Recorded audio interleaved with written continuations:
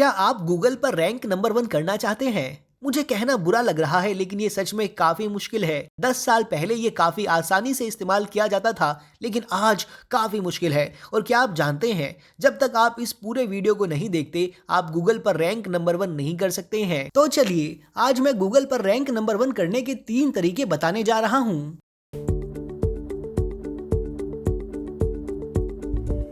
जब मैं 16 साल का था तब से ही मैंने एसईओ में काम करना शुरू किया था। मैंने एडवांस मंकी नाम का एक वेबसाइट बनाया था। ये लंबे समय तक नहीं रहा। अगर आप इसे सर्च करोगे तो आप मेरी वेबसाइट को नहीं देख सकोगे। ये monster.com की कॉपी था। और जब मैंने वेबसाइट बनाया तो मैंने सोचा, ओह ये कितना कूल है। लोग मेरी साइट पर आने लगे और मुझे ट्रैफिक भी मिलने लगा। लेकिन क्या आप जानते हैं, जब मैंने पॉपअप किया तो कोई भी वेबसाइट पर नहीं आया। तब हमें एहसास हुआ कि मुझे एसईओ करना चाहिए था।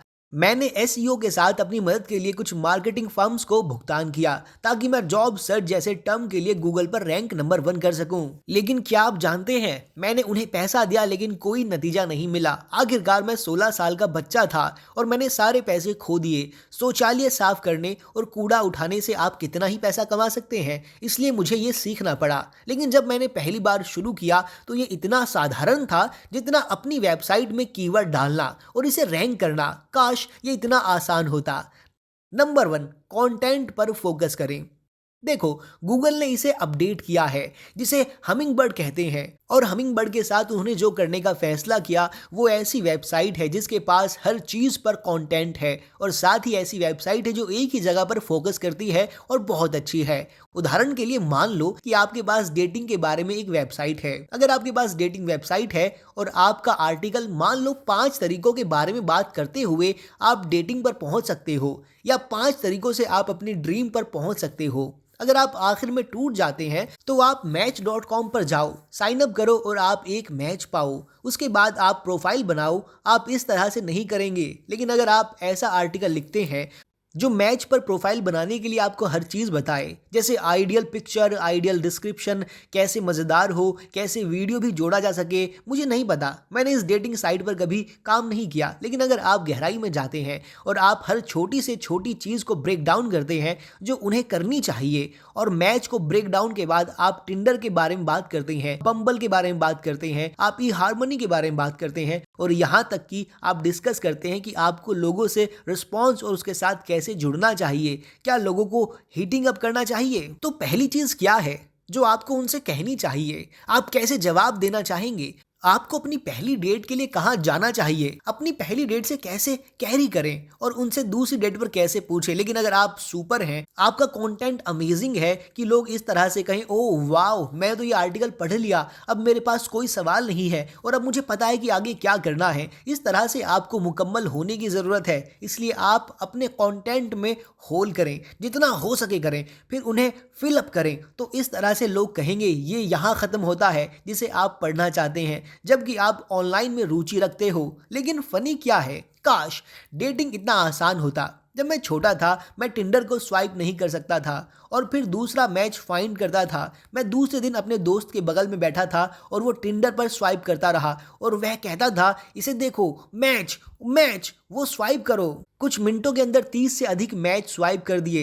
लेकिन फिर उनके पीछे मुझे बार पर जाना था और लोगों से मिलना था और उनसे बात करनी थी। अब मैं दूसरे टिप पर जाता हूँ। अगर आप गूगल पर रैंक नंबर 1 करना चाहते हो, दूसरी टिप मेरे पास आपके लिए optimise title tag meta description है। क्या आपने कभी गूगल सर्च किया है और नोटिस किया है कि हर समय जो आप इसे करते हैं, टॉप पर एक लिंक है और फिर एक सेंटेंस है। जो लिंक टॉप पर होता है उसे ही टाइटल टैग कहते हैं और जो नीचे डिस्क्रिप्शन होता है उसे ही मेटा डिस्क्रिप्शन कहते हैं। अब मैं इसे इस तरह से सोचता हूँ, अगर आप ऑनलाइन डेटिंग फ्रेज के लिए सर्च करते हैं और आप ऑनलाइन डेटिंग शब्द ना तो टाइटल में या डिस्क्रिप्शन में देखते हैं, तो क्या आप रिजल्ट पर क्लिक करने जा रहे हैं? ठीक है, अगर आप वहाँ हैं तो कुछ गड़बड़ है, क्योंकि आप क्यों उस रिजल्ट पर क्लिक करेंगे?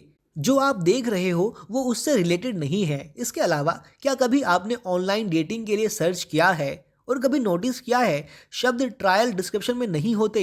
ये इसलिए होता है क्योंकि गूगल ट्रैक करता है कि कौन किस लिस्टिंग पर क्लिक कर रहा है और उन्हें सिखाया जाता है कि जब एक कीवर्ड लिस्टिंग में हो और वही कीवर्ड जो आप सर्च कर रहे हैं तो वे जानते हैं कि आपके क्लिक करने की संभावना अधिक है। इसलिए आप अपने टाइटल टैग और मेटा डिस्क्रिप्शन में कीवर्ड शामिल जरूर करें, लेकिन आप ऑनलाइन डेटिंग जैसे कीवर्ड शामिल नहीं कर सकते हैं।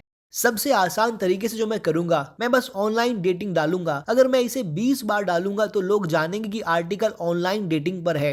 काश मुझे भी अधिक क्लिक मिले होते, लेकिन ये इतना आसान नहीं है। हाँ, आपको अपने टाइटल टैग और डिस्क्रिप्शन में कीवर्ड शामिल करना पड़ता है, लेकिन इसे आकर्षक भी होना चाहिए। अगर ये एक सेंटेंस में फॉलो नहीं करता है तो इसे पढ़ना आसान नहीं है और ये आकर्षक या जिज्ञासा पैदा करने वाला नहीं है और कोई भी इस पर क्लिक नहीं करने वाला है।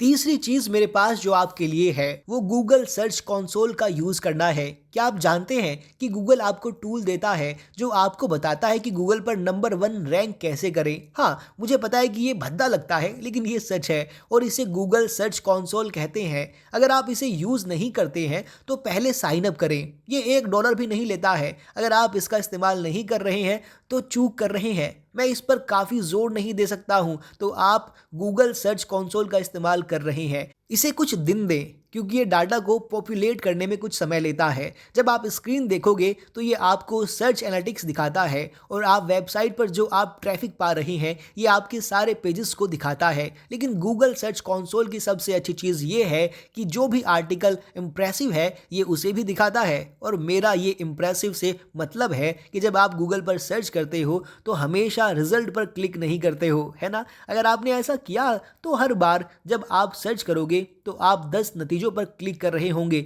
जो पागलपन होगा। गूगल दिखाता है कि कितने लोग आपकी लिस्टिंग और क्लिकिंग को देख रहे हैं और कितने लोग हैं जो क्लिक नहीं करते हैं, और ये आपको दिखाता है कि आप कितने इंप्रेशंस, क्लिक्स और क्लिक रेट पा रहे हैं। और जनरल में आप क्या पाएंगे? अगर आप 5% क्लिक थ्रू रेट पा रहे हैं तो आप बहुत किस्मत वाले हैं। कभी कभी तो 10 से 15 भी मिलते हैं, लेकिन ज़्यादातर केसों में आप 5% से भी कम क्लिक थ्रू रेट पा रहे होते हैं। अब गूगल सर्च कंसोल का सबसे कूल पार्ट ये है कि वो आपको सारे कीवर्ड दिखाता है जो भी आप इंप्रेशंस पा रहे हैं और जो भी क्लिक पा रहे हो।